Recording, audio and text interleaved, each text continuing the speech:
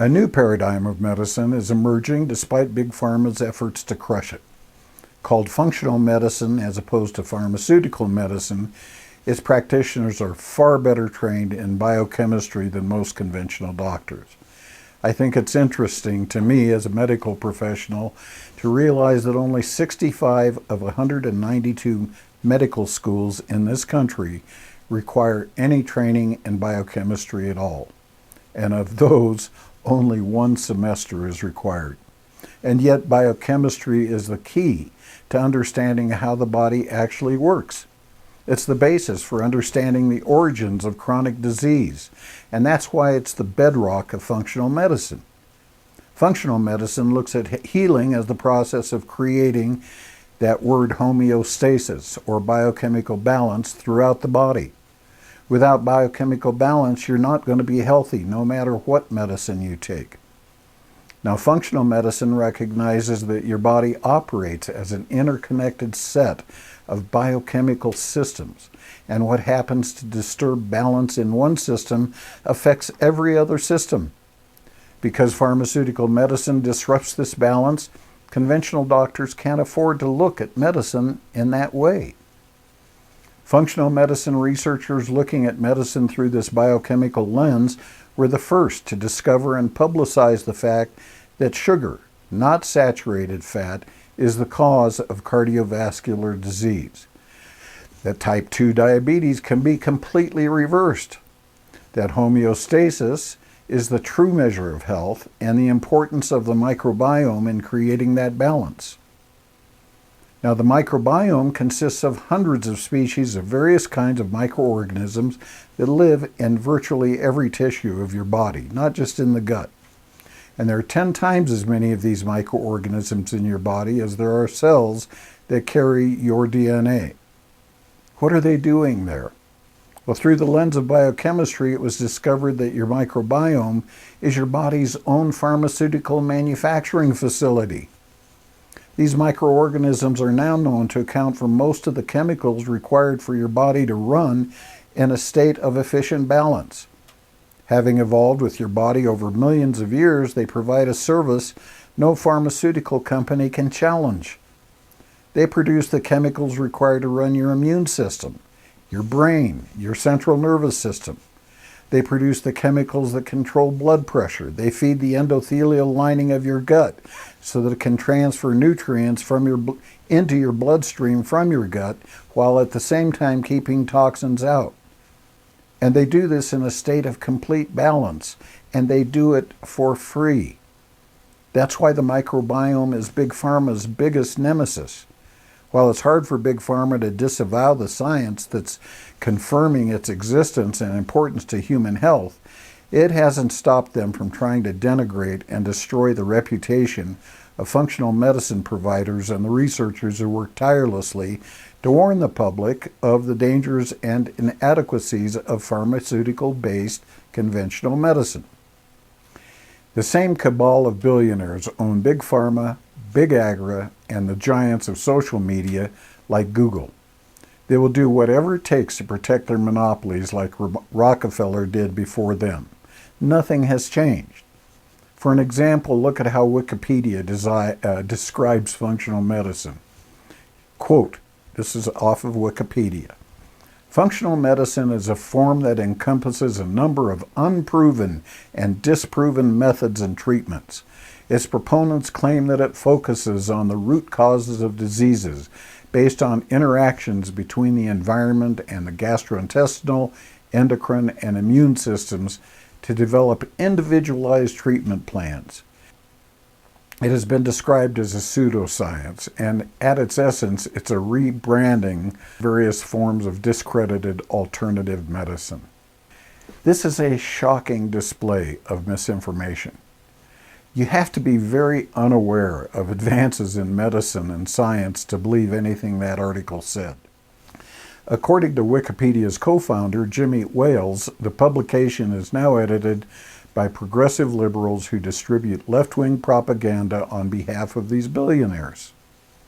The article, and that's his words, not mine, The article above appears to validate that claim. If you check out the links above, you'll see the sources they cite sound credible, but they're not.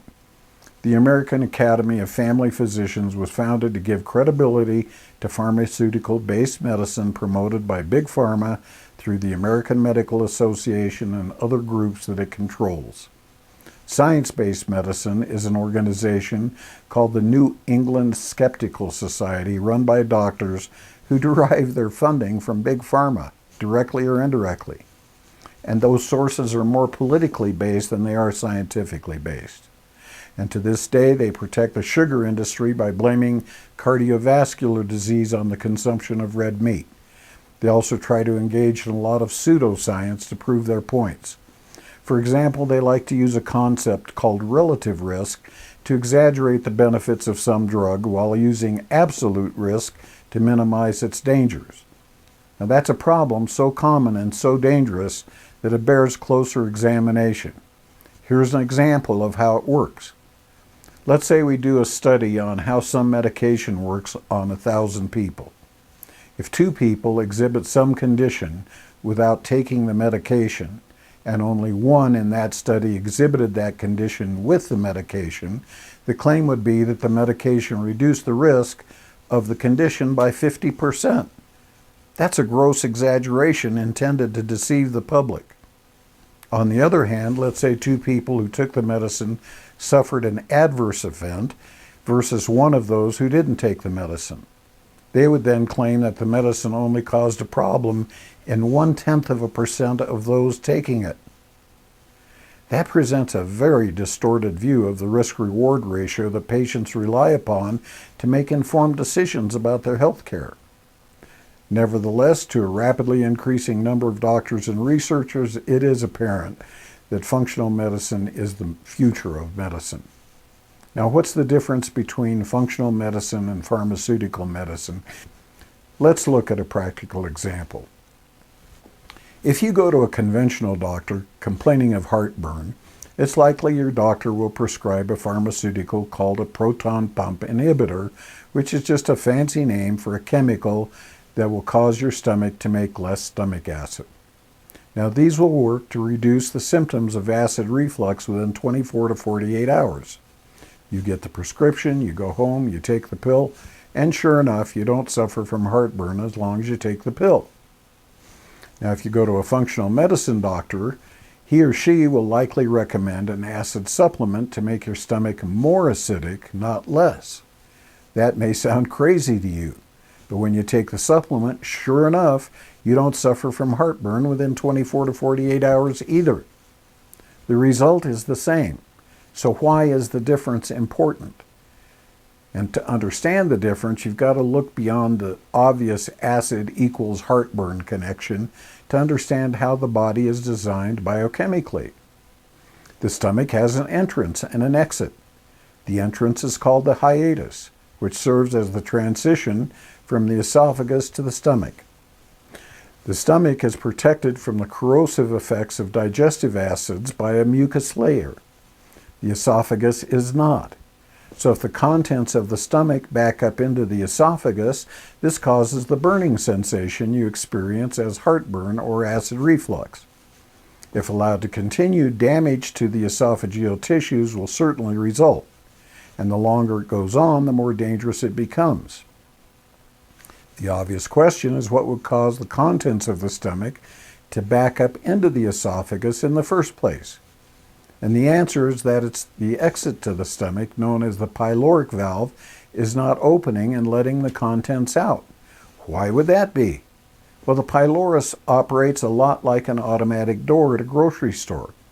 It opens automatically when it's triggered.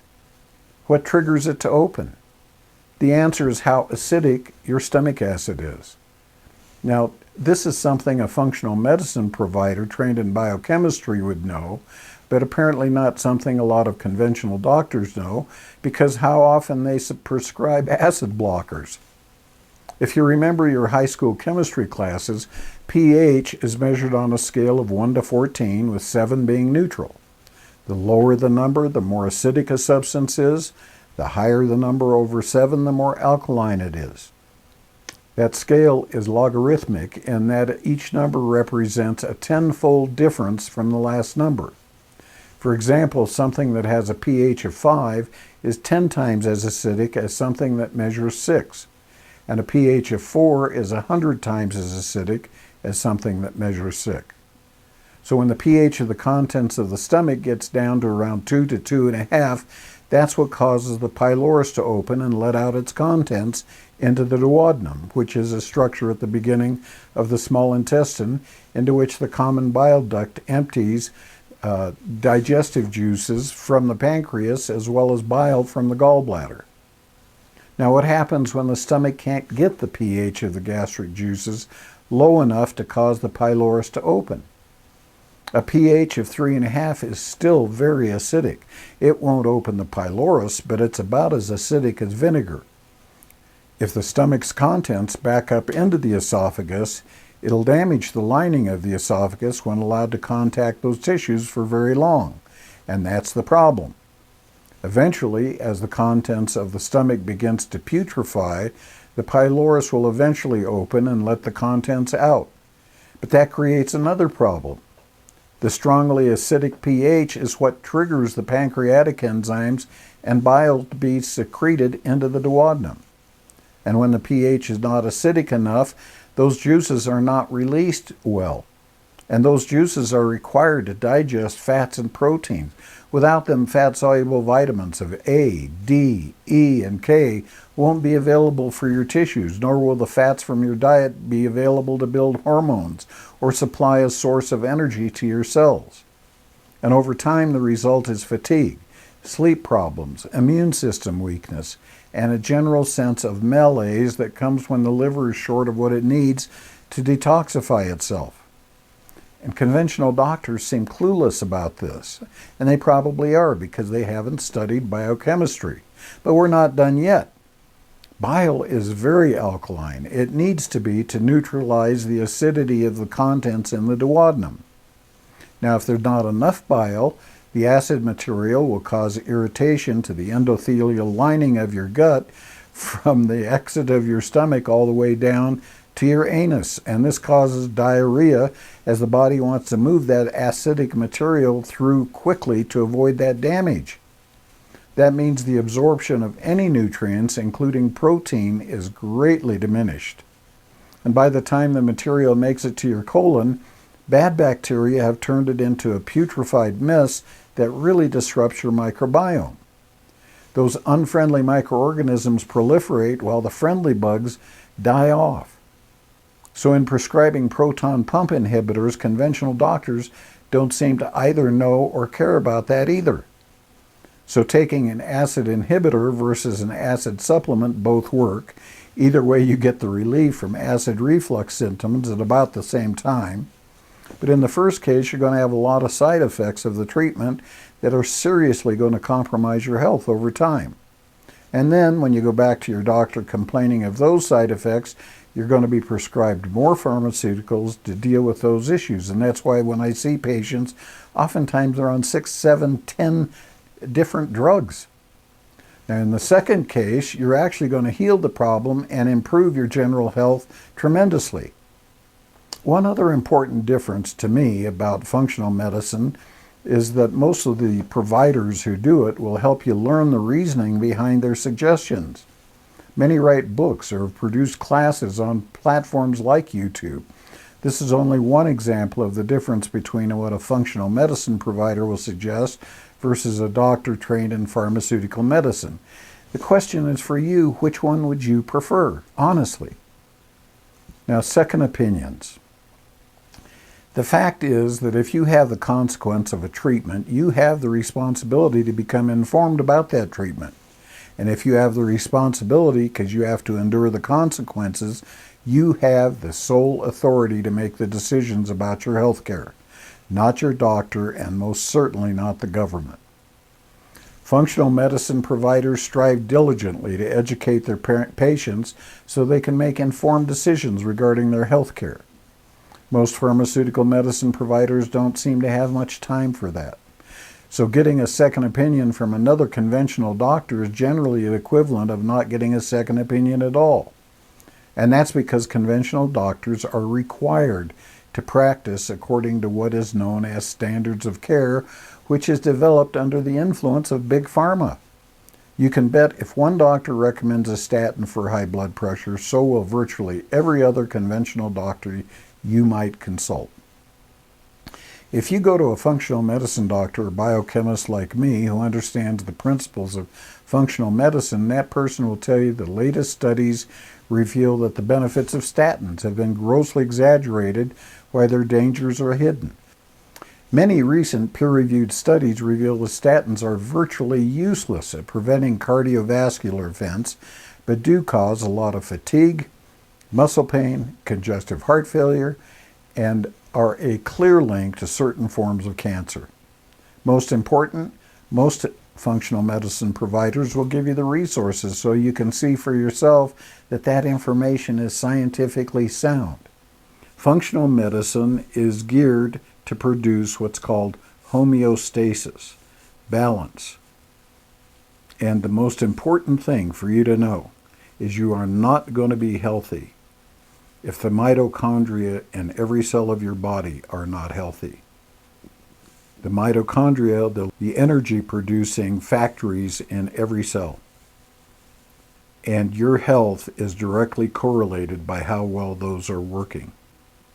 Let me give you another example. You wind up having a lot of depression. You're sad. You don't sleep well. You're troubled. You have all kinds of problems that way. So you go to the doctor and he's probably going to give you a prescription for Valium or something like that. Maybe Prozac. Is that the best idea? Is that a solution to the problem? No, it's not. Because most of the brain chemicals that you need in order to feel up and happy and productive are produced in your gut by the microbiome. So if you're eating a lot of junk, a lot of processed foods, if you're taking a proton pump inhibitor, all of these things are going to really cause problems for your microbiome, and they're not going to be able to produce the chemicals that your brain needs to be in balance.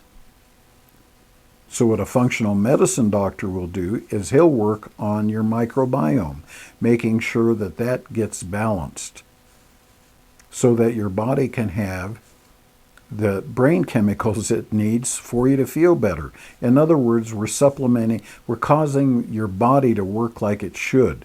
The microbiome is your pharmaceutical store, if you will, as opposed to having to buy it from Big Pharma. That's what they don't want you to know. So there's many other examples I can give you, but the point is that when we're out of homeostasis because we have a lousy diet, we're taking a lot of prescription medicines, we just get sicker and sicker and sicker over time. And that's an issue called metabolic syndrome.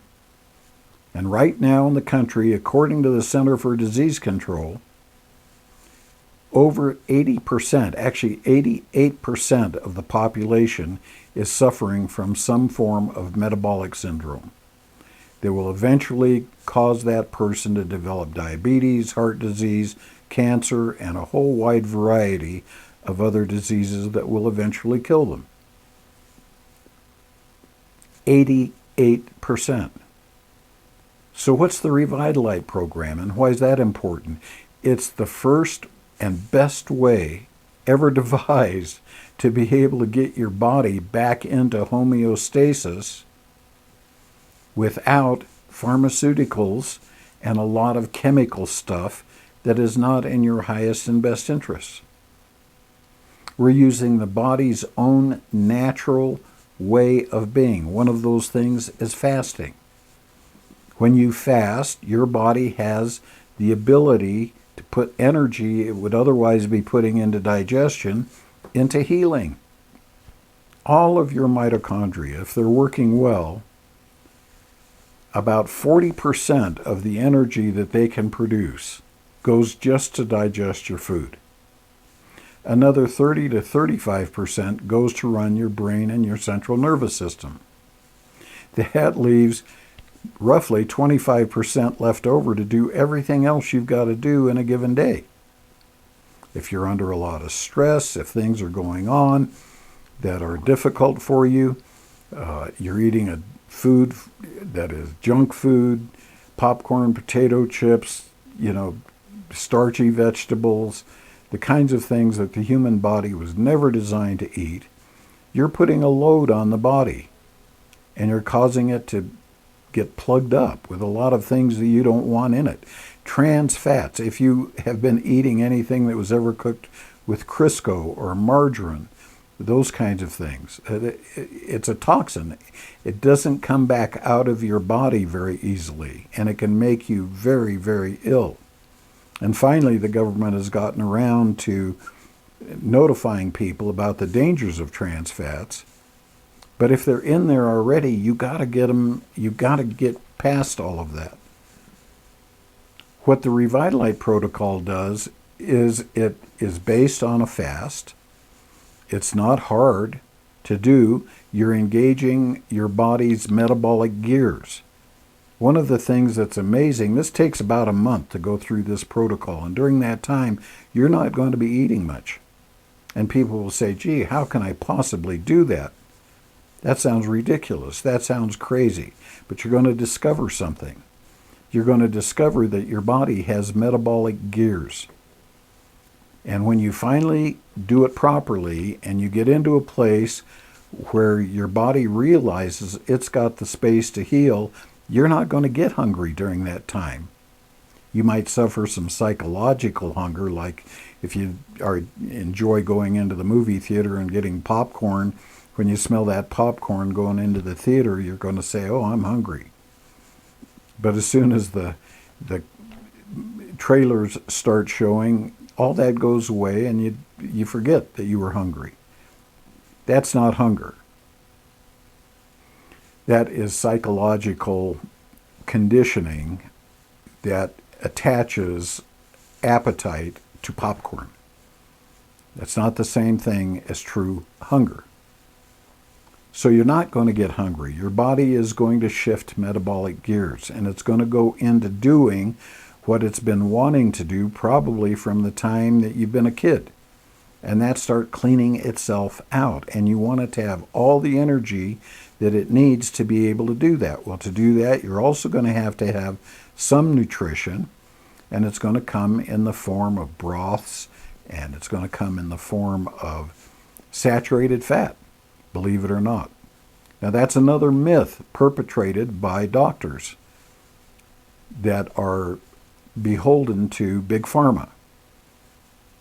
The myth is, and this has been completely disproven now by I don't even know how many studies over the course of the last 5 years, that saturated fat does not cause heart disease. I'll bet you didn't know that. Saturated fat does not cause heart disease. The myth is that saturated fat raises cholesterol levels. Cholesterol levels create plaquing in the arteries, and this is what causes cardiovascular disease, the potential for heart attacks and strokes. Completely untrue. Completely untrue. And that whole story got started about 50 years ago by people from the sugar industry who went to Harvard University and bribed them to write a paper, $50,000. This is all, it was in the New York Times. $50,000 to blame heart disease on saturated fat because they didn't want people recognizing that sugar is the culprit. Sugar is what causes heart disease and cardiovascular disease, as well as a whole bunch of other problems. Now, your cholesterol will go up if you're eating a lot of saturated fat, but it doesn't cause heart disease. It just doesn't. And there are study after study after study after study done in just the last 5 years that absolutely proves that's true. And that's why people going on, say, something like the carnivore diet or a keto diet reverse all kinds of diseases that they've been struggling with all their life. They lose all the unnecessary weight. Obesity is fixed. In the ReVitaLight program, it's totally capable of reversing diabetes and all of the problems that go with it. So ReVitaLight is based on these principles of functional medicine. And how it begins is we do a body chemistry analysis. We take a lot of labs. We start to understand what's going on in your body, what things are broken, what things aren't functioning well, what's contributing to your body not being in a place of homeostasis or metabolic balance. And then we devise a protocol, because there's going to be certain supplements that are needed in order to be able to heal those things that you've been doing to your body probably for years. And every single person who goes through this protocol would tell you that they want to do it again. It's the most powerful healing modality they've ever encountered. They thought that they were going to be sick for the rest of their lives. People have healed diabetes, heart disease, cancer. And it works because it brings your body back into homeostasis. And it heals things at the level of the cells. It gets your mitochondria to start working properly again. It rebalances your microbiome in your gut. Did you know that your gut is responsible for about 80% of your immune system? Not only does it produce the brain chemicals you need to feel good, but it also is responsible for how resistant you are to disease. And when you're eating a diet that creates a microbiome that's compromised, you're not going to be able to ward off these weird viruses. I got COVID, but I wouldn't take a vaccine. And I advised all my patients not to take the vaccine. Mainly because as a biochemist, I was able to look at how this vaccine was operating and how it was built, and I could recognize that there were 4 places in that vaccine that, in the genetic material of that mRNA that is that vaccine, that had to have been built in a lab. And the way they were trying to push it on people was clearly there was something wrong with it. And I advise my people, don't do it. Well, I don't have any patients who wound up getting more than mildly ill by COVID. I myself was sick probably for 4 or 5 days. But I didn't go into the hospital.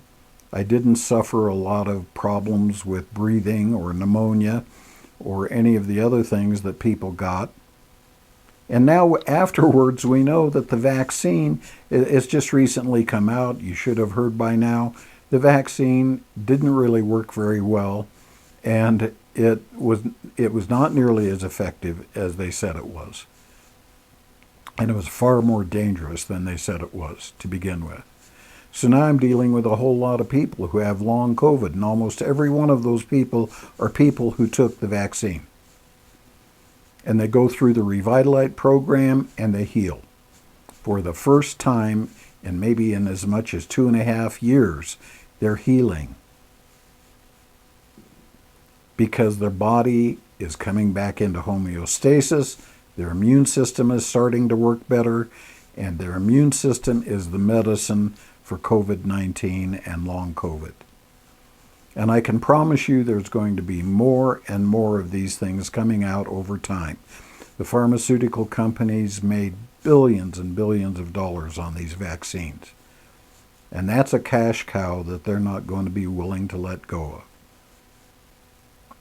of. So I don't mean to be casting any kind of shade on doctors, by the way. Most of the doctors that I encounter all the time, and I deal with them every day with my patients, they're fascinated about functional medicine. They can't tell people to fast and do the kinds of things that functional medicine calls for, because if they do, they're going to wind up losing their license, because the pharmaceutical companies have created this thing called standards of care, and if you don't operate according to those standards of care, you can be sued. And the pharmaceutical companies are interested in protecting their profits and their turf more than they're interested in helping you heal. But doctors aren't the same way. Most of the doctors I deal with want to help you heal. And more are starting to get fascinated by functional medicine. More and more are starting to follow some of the gurus in functional medicine out there that I follow. And they're switching. And that's something that's causing pharmaceutical companies, big pharma, a lot of concern right now. So if nothing else from this video, realize that what you're looking for is a functional medicine provider, somebody like me who is what's called a patient advocate. My job is to give you a true second opinion on the other side of the big pharma paradigm. Check out ReVitaLight. Do yourself a favor. If you want to get healthy and stay healthy, ReVitaLight and the diet that we'll put you on at the end of it is going to be very satisfying. You're going to like it. You're going to enjoy your food. You're going to enjoy what you get to eat. But the most important thing is you're really going to enjoy how you feel. With a lot of these problems going away, your skin is going to get way better. You're going to lose all that excessive weight. Your hair is going to look better. You're going to sleep better at nighttime. And most of all, you're not going to be suffering. If you have diabetes, and 50% of the country has diabetes in one form or another, all of those symptoms are going to go away. Peripheral neuropathy, poor circulation. How would it feel if you could wake up in the morning feeling alert and strong and able to go on with your day and be productive and not have to struggle feeling like you're carrying lead weights around on your feet? That's what you get when you do ReVitaLight. As I said, I have yet to meet anyone in a matter of several years now that we've been doing this protocol. We've had many people do ReVitaLight. And I have yet to find one that hasn't totally reversed type 2 diabetes. And yet, if you look at Big Pharma, they'll tell you that type 2 diabetes is not reversible. You're going to be on their drugs for the rest of your life. Not true. Cancer patients. I've had a number of cancer patients heal cancer using ReVitaLight. Completely heal cancer. They've been given 6 months to live. And they've healed. And they're alive today, 10 and 15 years later, and healthy. That's not an exaggerated claim. It's for real. You owe it to yourself to check out ReVitaLight. Aloha.